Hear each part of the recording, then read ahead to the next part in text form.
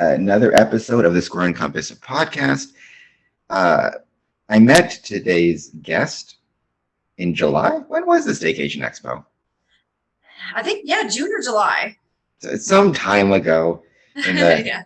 the halcyon days of early summer, where Square and Compass was taking part in the Staycation Expo, as was 519 Culture with Serena Cole. We were actually neighbors, and you were a great neighbor. Thank you so much for watching my stuff when I had to get coffee.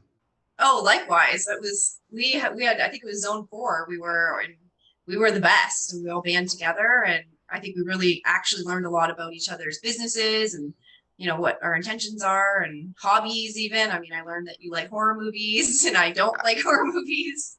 I do, I do. I love horror movies. I think I suggested to you watching for your first scary movie, Friday the 13th Part 6, which is a great scary movie. Yeah. But yeah, no, it was a great time. And, you mentioned we got to learn a lot about each other's work. And I got to learn a lot about your work with 519 Culture. So much so that, I'm looking forward to partnering with you to create some gifts for Square and Compass Promotions this holiday season. I want to start with that. What is 519 Culture, and kind of where did you get the idea to start the company? Sure. Yeah, it's been a quick journey, but a lot of kind of changes and maybe turns in the road along the way. It initially started as an idea as a subscription box because of the pandemic. I was really missing out on shopping at local farmers markets and even just regular stores. So I thought it would be a really cool way to bring those items to people in their homes. But then quickly realized that a seasonal subscription box wasn't going to cut it. People wanted more. They wanted it more often. They wanted lots of variety. So I launched in 2020, the holiday season, with two boxes. One was $25, one was $45. And the person did not know what was in the box. I didn't even really know what was going to go in the box at the time. I just thought, I'm going to advertise it, do pre-sales, see what happens. And if I can make it a go, we'll go. And I had over 100 orders that holiday season. So that really solidified the fact that people want to support local and they liked having, a one-stop shop for that, which I didn't really find in the Windsor Essex area. There are like some really cool gift shops and local shops, but not as hyper local as within the 519. So if you don't know what 519 represents, it's the area code. I feel like there's some like the younger generation who live on cell phones and didn't have landlines and don't know that 519 is our primary area code for this area, so almost all the way up to London. So yeah, we came up with the name. It was pretty easy to come up with a name. Actually, we just were brainstorming out in the backyard one day and just bouncing around ideas, and it was pretty natural to call it 519 Culture. I feel like our products and our services and our area, especially from Windsor, Detroit, kind of feel has its own culture to it. So I really wanted to showcase that, and not only just around here, it would be nice to be able to showcase that around the world eventually. But with growing, it's just step by step. I'm doing it, on my own, a little bit with my partner Candace from Hello Hello World podcast, because she was so in tune with local people that it was a natural fit for us to kind of work together and support each other. So yeah, from there it became, now we call ourselves a gift service, because we're not a gift shop. It's online only. So you can shop 24/7, 365 days a year, and we're a service. So you can contact us for anything. As you can contact us for gifts, and we can customize them. We can customize the packaging. It's really tailored to the individual person or company, because we do both still. We do personal and corporate gifting. So yeah, it's kind of developed into a service, and we're expanding. Partners. We're looking for new partners, and always open to different ideas. People come up with really neat themes as well. So it's great. I'm still growing, so that's a fun part of the business. How do you go about kind of growing the business in terms of the products, right? The local products that you're including in these gift boxes. did you find that companies were coming to you, like local businesses were coming to you? Did you go out and search them? Because, for any small business, right, the more, especially the more exposure you can have locally, the more customers you can have, the better. So how did that go about, you finding these local businesses, which you is like a mutual support, right? You support them and they Right. support you.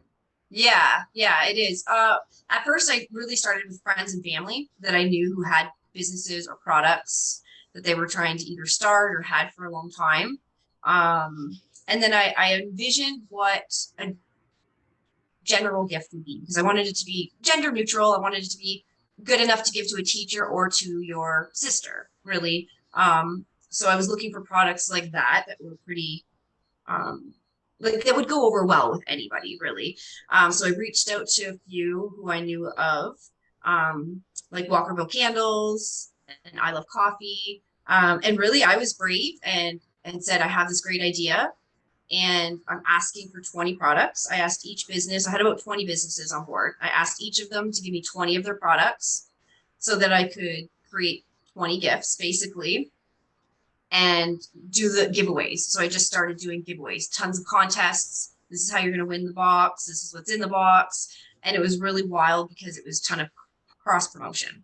So if I had, 5 products in that gift box, well, that's 5 companies that are advertising that they're partners, advertising that, that we do gifts together. So it spread like wildfire. It was really, really successful. I think all the initial partners were really shocked at how successful it was and how quickly I was starting to put in bulk orders, for 100 or 500 units of things.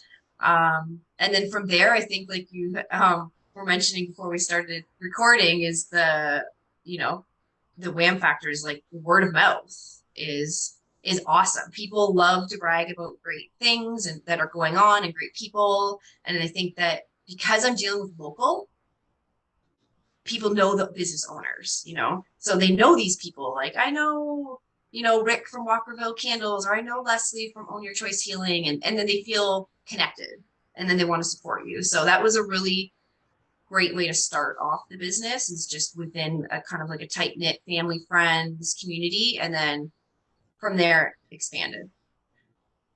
I really like you used the word connected, and I think that's kind of the point of this podcast, or this podcast episode in particular, and kind of what I'm working on with 519 culture, and what you do, right?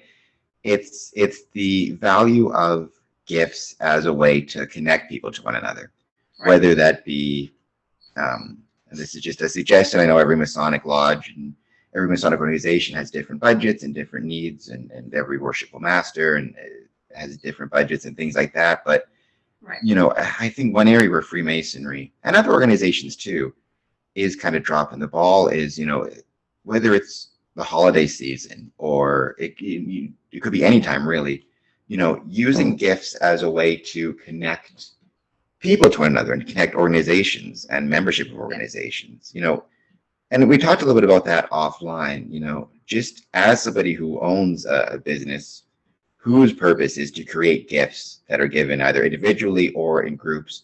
What are some of the benefits of, um, an organization taking the time to provide gifts to its members, its employees, its volunteers, whatever it is? Like, what are those? How does that help develop connections within the group? I think, I mean, automatically anybody could just say without any type of research is that when you receive a gift, you feel good. It doesn't matter who it comes from, even if you don't know who it comes from, it feels good. So kind of piggybacking off of that, I thought, okay, there's got to be some kind of research or scientific proof about, what gifts do. I mean, you give somebody a gift on their birthday and on Christmas and maybe an anniversary, you know, those expected gifts. But maybe, what about the gifts that you don't expect? And what does that do? How does that work with your brain or with your brand or with your company? So I started doing research and realized that, yeah, most definitely is scientifically proven that there's this thing called the endowment effect. And when you receive a physical gift, it really creates um, this feeling of ownership and pride in what you receive because it makes you feel special, right? And then it makes you perceive the person who gave it to you maybe in a more positive light or in a different way. And a lot of companies are using that really to strengthen their internal kind of employees and managers and bring everybody to kind of together rather than just having a staff meeting and everybody gets free coffee and donuts. It's nice to level it up a little bit. Maybe everybody gets a pack of blank cards with their personalized with their names on it and a little jar of their favorite candy. It just really goes a long way. And I think companies are really starting to pick up on the fact that internally it can be so helpful of just the smallest gesture of a gift. But then externally as well. I mean, those are almost two different things where you're spoiling your employees and then you can spoil, your volunteers and your investors and your sponsors and your partners and clients, things like that. So it works the same both ways. I think that it just depends if you want to work on your company culture and within your business and your employees, then there's a way you can do that. And it doesn't have to be, it doesn't have to break the budget. It can be very budget friendly. It's just the gesture of giving that small gift and it, for being really no reason. Like I said, everyone expects a gift at Christmas or their birthday even. But when you get it just for doing a good job or just being noticed that you did something well, can definitely go a long way. And then when you throw in support local on top of it, I mean, they're happy enough getting a gift. And then you open it and you're like, wow, I knew about this, but I never tried it or I haven't heard about it, which is also a really cool thing about these gifts is that you're almost guaranteed to get something you've never heard of and to find out that, it's maybe made locally or produced locally is kind of just the bonus really of the gift. And I can speak to this myself, having already started communicating with you about what we're going to do at Square and Compass. But when somebody approaches you, whether it's a business or an individual, about creating a gift, what's that process like from your end in terms of what are you thinking about, what are you communicating to and with the customer to try to create that special type of gift that will create those bonds and connect that person to volunteers, employees, to within the organization type of thing. What type of things are you thinking about, and how do you go about developing that relationship with the customer? It really it's almost a little bit of a different process with everyone. I feel everybody has maybe a little bit different intentions on why they're gifting. Some do it quite intentionally and personally, and others do it because they need to or because they want to. So sometimes I have full reign. I'm given a budget and a number of gifts, and I can just, basically put together what I want and what I think. And that's great because I'm really good at that. But some people really do want to put in the effort to really personalize gifts, but don't really know how to do it, or maybe don't have the power and the time to do it. So we would have conversations, whether it be over the phone or through email, about the message that they're trying to get across with the gifts, the budget, specific questions like is alcohol appropriate or not, allergies. I can work around allergies. I get a lot of like vegan, gluten-free, no pork requests as well. So those kinds of things are really important because when you give a gift, you don't want somebody to be disappointed because they didn't get it right. If you gave a woman who's pregnant a bottle of whiskey, it might not go over as well as if she wasn't pregnant and you maybe thought above and beyond and got her some kombucha or filtered water or whatever you want to replace the alcohol with, maybe soda pop rose. That's always my suggestion for that replacement. But yeah, I like to really know about the company, about the message that they're trying to get across with the gifts, so that I can represent 519 first and foremost as a great service, but also the local companies too, and make sure that they're getting into the hands that are really going to appreciate them and want to maybe research them and go above and beyond and find out what more they have. Because a lot of the businesses I work with, I maybe only carry one or two of their products because I do want to push a customer towards that company as well. I don't want everybody to always have to come to me to get coffee.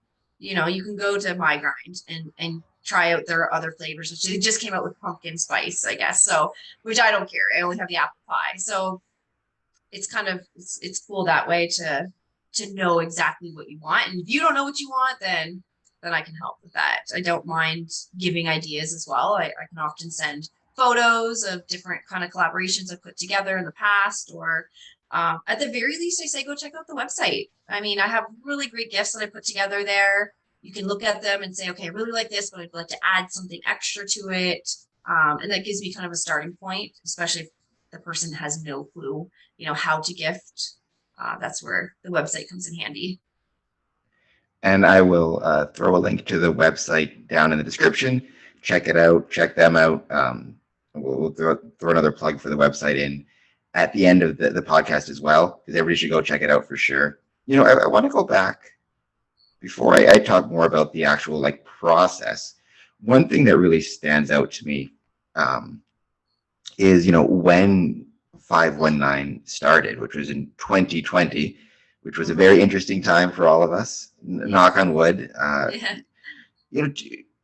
During that time when, and this isn't meant as a knock against anybody or governments or anything like that, we were more isolated. We had to spend more time on our own due to the pandemic. Mhm.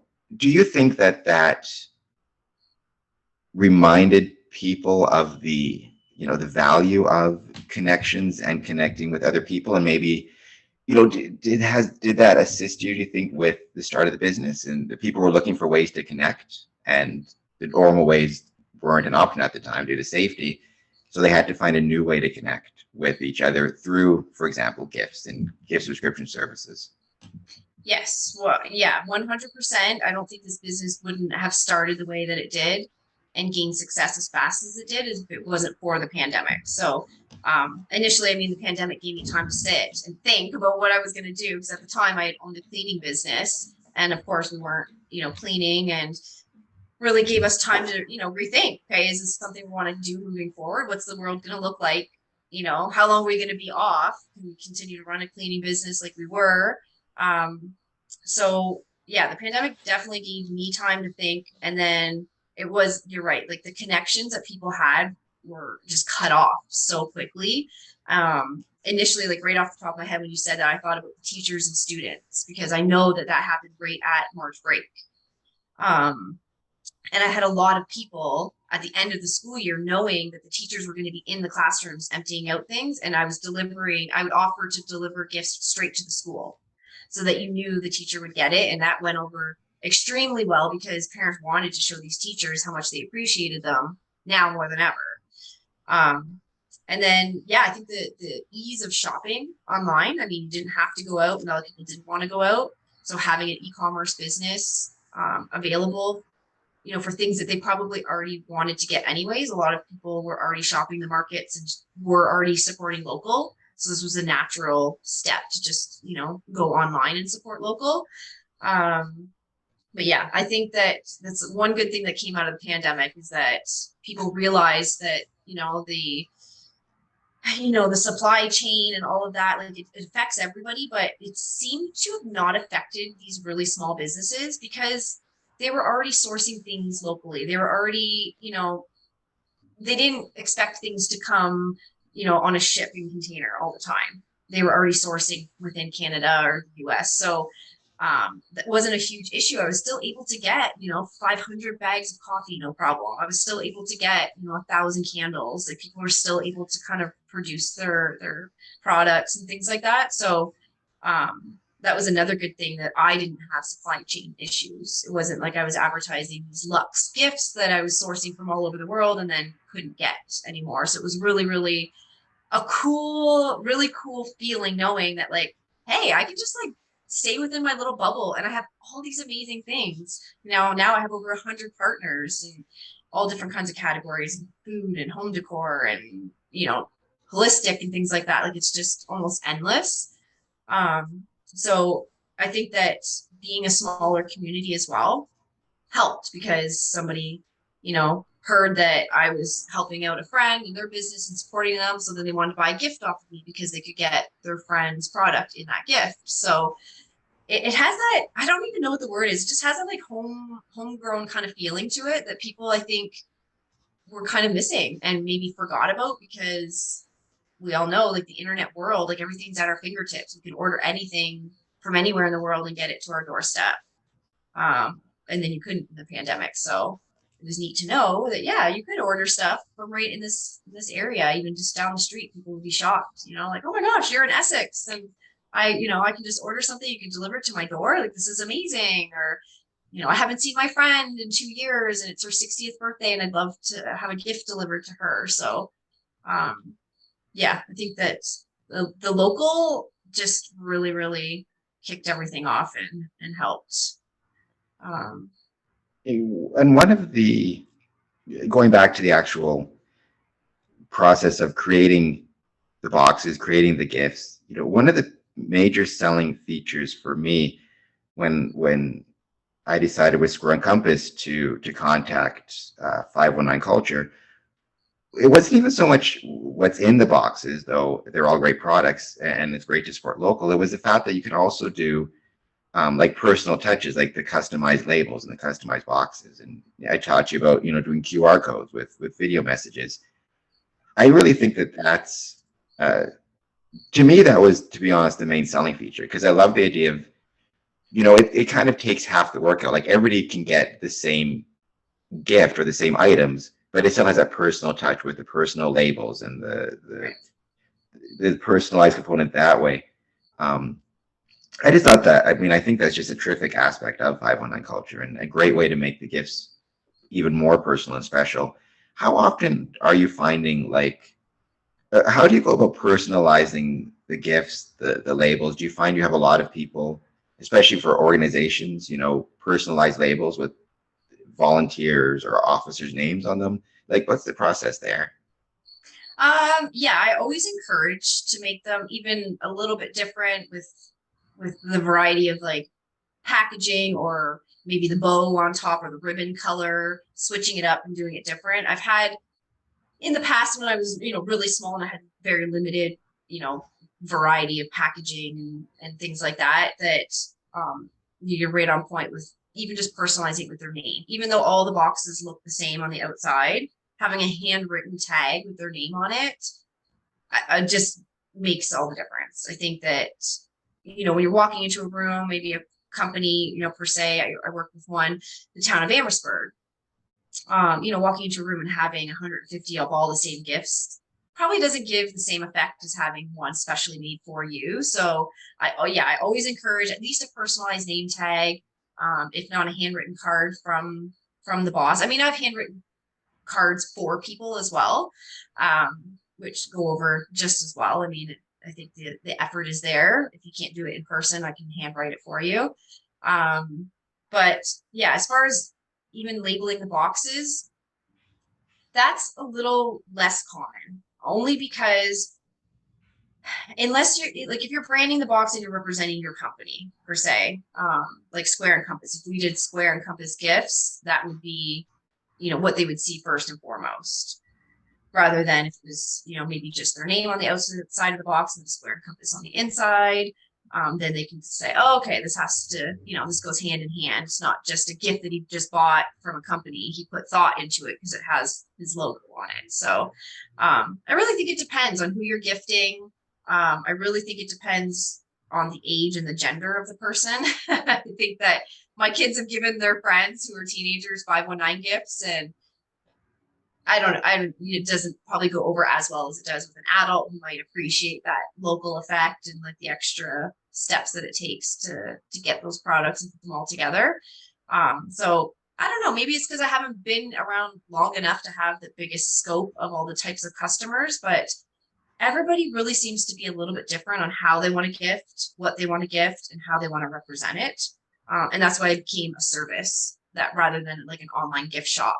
Because at first I was really telling people like, this is what you need, this is what goes together, and this is the package that it goes in. Well, who am I to say what, your friends and family or coworkers want? So that's why we expanded into the service, like I said, and we got a lot more packaging, a lot more personalizations available. And now I know even the companies I work with who can do custom labels, who can do custom packaging for me. So if I work with Square and Compass per se, and you guys want your own candle, then we can have your own candles made with your own brand on it, which is nice to know that I can offer that up to businesses.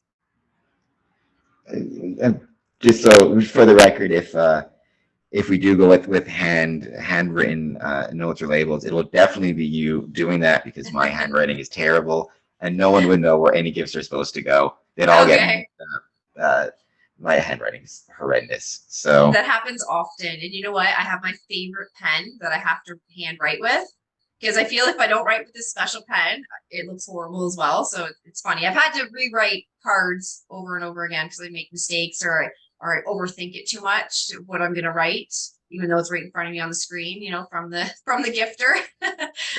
So I get it. I've handwritten hundreds of cards and name tags. So I don't mind. It makes me feel good. Really, it does. It's a lot of extra work, but it gives me a little pep in my step knowing that, I'm doing it, like I'm helping you do something that maybe you just don't have time to do or just can't do or whatever, for whatever reason why people ask me to do the gifts for them. It's good. I feel connected when I'm doing that as well. I mean, it's why I stick to QR codes. I can't write, Yeah. but people can hear me speak. I can talk at least, even if my writing is horrible. Yeah. Um, Oh yeah. and then the mechanics of it all, of the gift giving. The other thing I really appreciate about 519, and this isn't meant to just focus on 519 in the sense that, if you're listening to this and you're a Mason, and I got a lot of listeners in Seattle, Texas, Toronto, wherever it is, right? Hopefully this maybe inspires you to start looking locally within your own communities to see what type of services are available. If there is something similar to 519 culture, where maybe, if you're a Mason, you can look at giving some of these type of gift boxes to your Masonic Lodge officers or whatever it might be. But one thing Yeah. yeah, and do you know much off the top of your head are there other similar companies working out of other towns or communities that you're aware of? Because I've never heard of. There are. um, There are. I've done a lot of research. I really don't think there's anybody exactly like me that's very hyper local. A lot of the companies similar to these gift services, are mainly for corporations, and they're in like Alberta or Toronto. They're not 519 based. Like they're not restricted to an area code. They're more restricted to like the whole city. So Toronto, you can imagine there's quite a few gift services like this because there's so much available in Toronto. And same thing when you go out west, they're taking on a whole province, not just an area code. So they have a ton of variety. And maybe 519 will expand in the future. I think that it would be great to have this type of service in every community, but it is nice knowing that you can, get a Toronto represented box or, something from out west. Um, but as hyper local as mine, I haven't really found too many people doing it exactly like I am. As far as a service goes, there's one in Toronto that she does subscription boxes and it's quarterly and it's awesome and you can tell it's homegrown and she's doing a great job. Um, but same, it's just I haven't found anybody exactly like me, which is cool for sure. But good knowing that there are services out there that really are supporting their local businesses. I think that's huge. Not only because you're supporting local and everybody, wants to jump on this support local bandwagon, it really does make a difference. Not only in the individual people owning those businesses, like they're people who need to make money and have families and pay taxes in our, communities, and let alone on top of all that, like keeping this money in our economy is so important, especially I think now more than ever, people realize that we have to almost be self-sustaining at a certain point. I mean, there's always going to be international trade going on, but I think it's a little bit of assurance knowing that I can probably survive in my area off of what we are making, especially specifically Windsor Essex, the 519, because we have, so much industry and infrastructure, but then also we have all the farming industry as well. Like we have it all going on here as far as I'm concerned. I might be a little biased, but yeah, I think that supporting local just it means so much more than just buying something locally. Yeah, and that, the idea of supporting local isn't never really was something I thought about until the pandemic hit. And that's when I first started to think more, not only for myself personally, but more how Masons can be relevant to and support the communities in which they're located. I mean, Yeah. early on in the pandemic, I forget when it was now, June or July. One of my Masonic lodges, Harmony Lodge, at that time we were all meeting virtually. We were using GoToMeeting, and we had a virtual beer and cheese tasting night, which is where we partnered with Chapter 2 Brewery.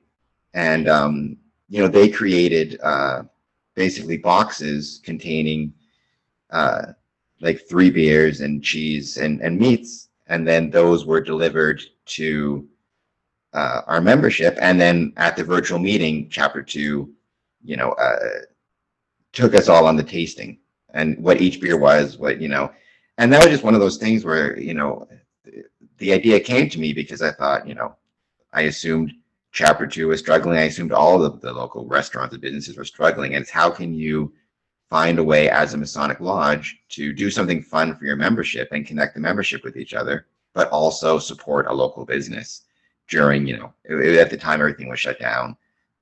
So yeah, I think the pandemic really caused me to think more about supporting local, both on a personal level, but also how can organizations, how can Masonic lodges support the communities in which they're located?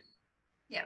Yeah, I think that, it's just like we said before, it feels good supporting local, but if you don't know really what's out there, consumerism is so huge. There's so much money that goes into marketing for these giant companies that I was a victim too. I mean, I used to always shop at my local grocery store because I knew it was owned and operated by somebody in my town.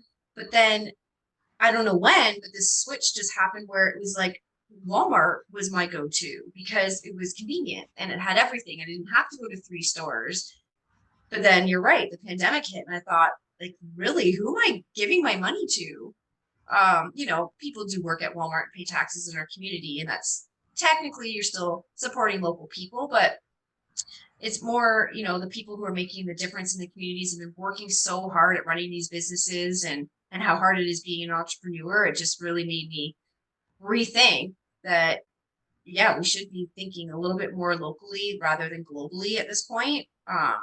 I don't know if that has to do with social media and people just always want to be worldwide and they want to be, big and famous. Where personally, like, I feel locally famous. Like, I think that, it feels better knowing that I'm doing such a good job and I can go to a market or even go to an event at the mall and see people that have received my gifts and thanked me personally. Like, if they were ordering them from all over the world, I wouldn't get that same, warm and fuzzy feeling from doing what I'm doing. And I think that goes on the opposite too of the people receiving the gifts, is that again, it just gives them that extra, wow, this is really neat. And I had no idea we had this in this area. Um, and like I think too, so say I go with, TBQ is one of my partners. So, that's great. Um, but you think if I partnered with a bigger sauces, name brand, do you think that they would go around and tell their friends and family that we partnered, or you think I would see them on the streets walking around and be able to say hello? No, it wouldn't be the same support. So I think that it's, it goes hand in hand. Like, they want to tell people, hey, my products are in these gifts and you can find them on the website. This is so amazing. And that helps spread the word big time for their business as well as mine, because it almost made them seem a little bit more professional too. If they had just been doing markets, but now they're part of this company and this gift service, then it gives them that extra platform to brag about, or even just to have a platform. A lot of these people didn't have not even a business card, let alone their own website. So it kind of gave them, like I said, a platform for them to advertise and sell their products and brag about they're part of this kind of local community. We talked about kind of the 3 things that really got me or made me decide to go with 519 culture, right? First, the products that you guys have. Then obviously I talked about, I love the custom packaging and how that can personalize a gift. Right. Uh, the other thing that you had mentioned this to me actually when we were at Staycation Expo, that I really appreciated because some of the gifts that I'm creating do have to travel, Right. to the States, within Canada. The fact that you guys also, 519 Culture is able to take care of the shipping and work with me and work with companies and businesses Yeah. there as well. I think that's great. And what is it like the process of shipping these gifts? First, what type of things do you have to think about in regard to that? Because I'm assuming there might be special rules related to alcohol or the type of products you're putting in the gifts. And also, do you find, I was just thinking, I'm making an assumption here, but somebody who maybe was local, lived in Windsor, moved somewhere else. Do you find a lot of people sending them gifts with local products that remind them of home and Windsor and kind of bring a little piece of Windsor to them wherever they may be? Yeah, yeah. So for your first question, yeah, I definitely like to know where the gifts are going because um shipping, because I don't ship in huge bulk amounts, that shipping is still costly. So I really like to work with the customer, make sure that they're still getting giving the gift that they really want, but not costing as much as the gift just to ship it. So avoiding, maybe heavier products, or maybe I can source a smaller version of that product from the company. So that you can still, for example, send a candle, but maybe it's just more of a smaller like tea light candle rather than a full candle. So yeah, that's important. And border issues as far as alcohol and consumables too. I don't want them necessarily like pepperonis from deli dudes. I don't want them sitting on a hot truck for 4 days or they're shipped somewhere. So yeah, I really learned how to work around shipping and still giving like the same effect as like a really cool gift with neat products. Um, and your second question, what was it again? Now I forget. Oh, expats from Windsor, Oh, people who right. moved. Yes. So I feel, yes, there's been quite a few parents that will send care packages to their children who may be away for school or, like you said, had moved away and lived here. But it's still something I would like to find out if there's some kind of forum or something for people who have lived here, went to school here, and still want a taste of the 519. That was kind of one of my catchphrases in the beginning. Is I thought if I could catch the attention of people who still want a taste of here, but maybe don't live here anymore, whether you went, like I said, went to school at the U or St. Clair and stayed in residency, or you just lived here and worked here for a few years and then left, or even you grew up here but left when you were a teenager and never came back. It's a really cool way to kind of get a little snapshot of what's going on in the area. But I wouldn't say it's overly popular because it's so new. That's the thing, is that a gift service is new, let alone a local gift service. So it's a matter of getting the word out there, not just in this area, but outside of this area. So I always like to follow up with the people who do send them outside of Ontario, to say, hey, how did it go over?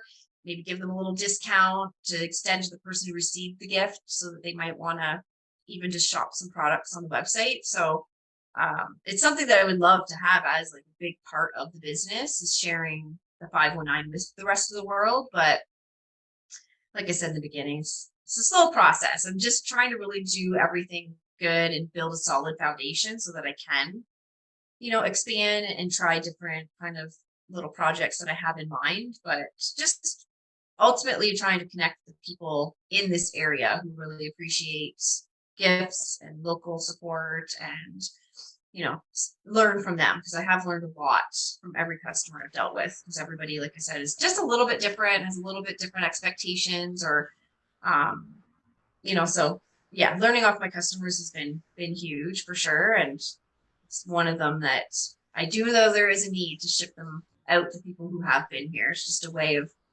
getting a hold of all of those people. And we talked offline about um, what's coming up, right? We have the holiday season coming up. time moves fast. I know it's still kind of mid-September, but December's right around the corner. Thanksgiving's right around the corner. Um, if people are considering, organizations, individuals, whatever it is, considering, using 519 culture, getting in touch, getting some gifts for their organizations. I mean, is now the time to start making that contact? Because even though it feels like Christmas or the holiday season far away, I Yeah. suspect it's not so far away. It's going to come up quick, especially for you Yeah, when it you have to is. do the It's work. gonna come fast, that's for sure. I know in business they generally say you should be working 6 months ahead, and I did really try to do that and start, especially because the businesses I work with, a lot of times they're putting up, specials and sales, and even the company that I deal with, actually these plaid boxes in the back, is a company from Toronto, because unfortunately 519 literally has no packaging businesses that have anything like this, so it's at least still Ontario local. They just put up a promotion. They have free shipping for the month of September, which, I mean, obviously reflects the cost to you guys, because if I can save, usually it's about $1 per box that I pay for shipping. So if I can reduce the price and buy in bulk now, knowing, okay, yeah, you're going to need to order a set amount of gifts. So being ahead of the game will definitely benefit as far as options and pricing. When we get into phone calls December 15th that they need 100 corporate gifts delivered by the 20th, and so 7 of them are custom, um, your choices are a little bit more limited, and I'm going to be in more control at that point. So the sooner the better, for sure. It gives us a little bit more time to kind of learn about each other and the gifting journey, which is important to me and most people as well. So sooner the better, for sure. But I do, behind these magical curtains is a lot of my stock, which I have things that you can pick up next day. Often I can put together up to 25 gifts overnight, which is pretty good, I think. Um, but you know, depending on how organized people are, I've been reaching out now, just kind of poking at people, saying, hey, it's almost the end of September. How can we believe this? The holidays are approaching. Just putting that into everyone's minds. And like you said, it's going to come quick.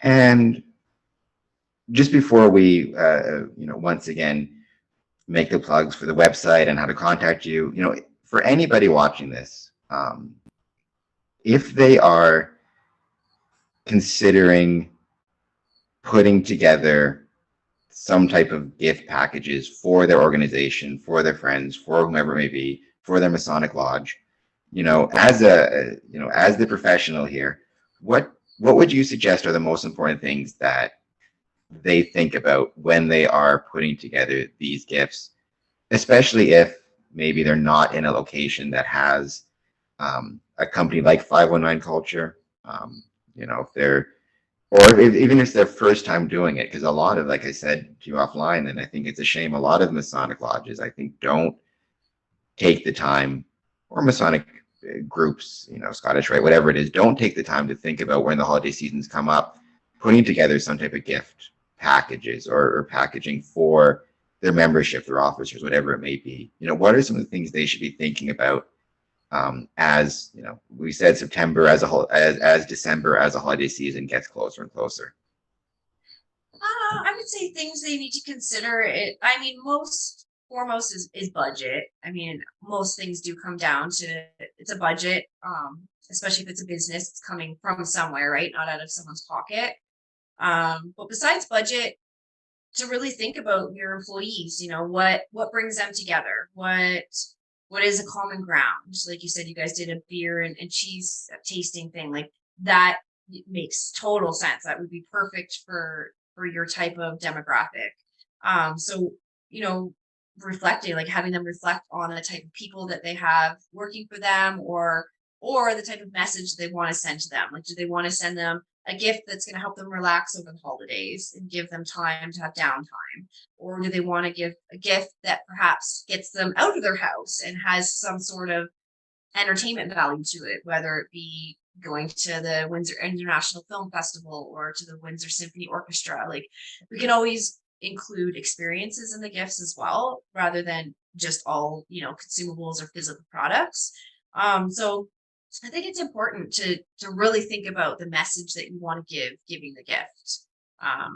Popular again is coffee. So if you want to give, a really fun mug with custom sayings on it and some coffee and local honey, you're telling them to take some time and relax and, enjoy your cup of coffee over the holidays. So I think the message that you want to perceive is really important. And again, I can help with that because a lot of times, um, the people who are buying the gifts might not know all the staff. They might not even work on location. It might be a virtual assistant that's taking care of that task.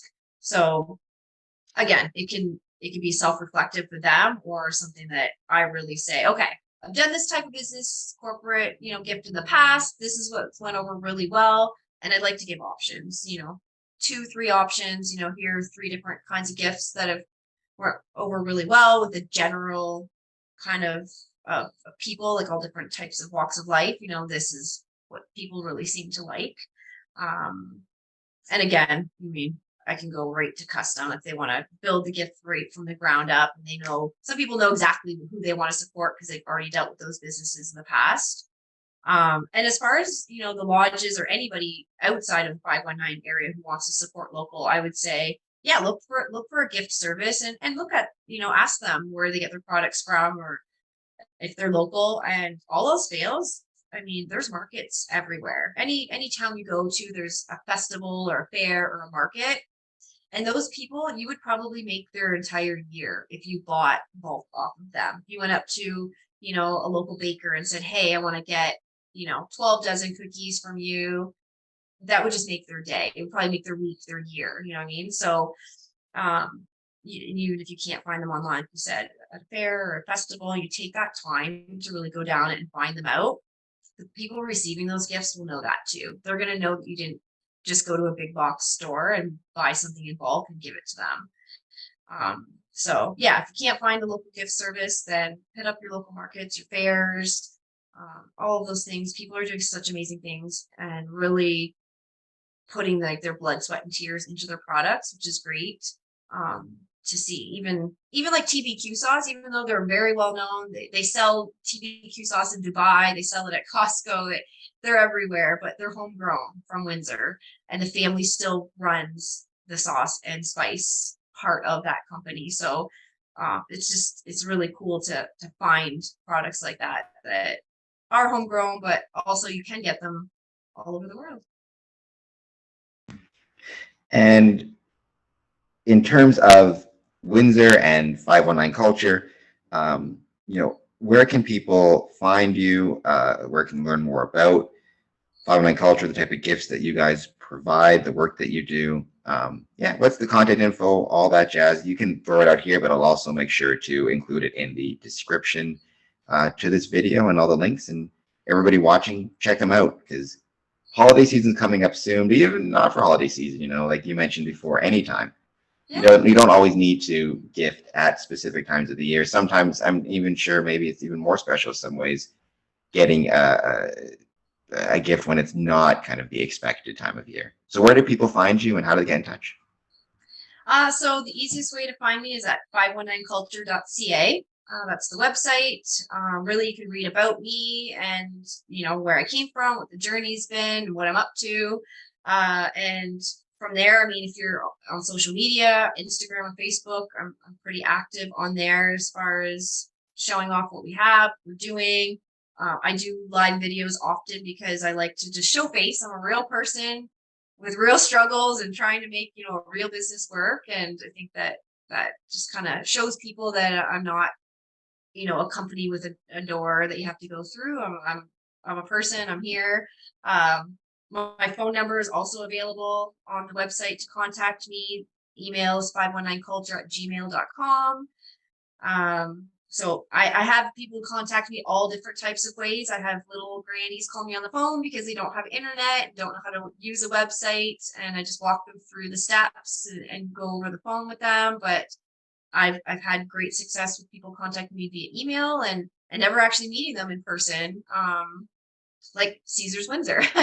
They're one of my partners and I've done business with them but I've never met somebody personally. I just drop the gifts off in the receiving dock and that's the way it goes. So yeah, I think online is the best, obviously, because I'm an e-commerce business, but I'm available over the phone. And if people really wanted to come to my studio, I'm in Essex. You can always come and visit. I've had meetings here at the big oak table behind me and went over some details. I think some people do want to see things in person or really attach tangible things to a situation. So I'm really open. I'm like I said, I'm still learning, so I'm really excited just to connect with people and see what they need. I know, and I always ask, what are your ideas? Do you have any local products or people that you want to support?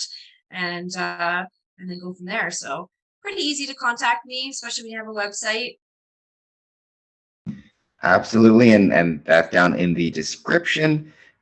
Since we are talking about local, we're recording this on September 19th. I believe I'll put this on YouTube September 21st. So I do want to give a shout out for another local event that's happening in Windsor, Essex, or Windsor specifically, Doors Open Windsor, September 24th and 25th. I bring that up because the Windsor Masonic Temple is taking part in Doors Open, 10 a.m. to 4 p.m.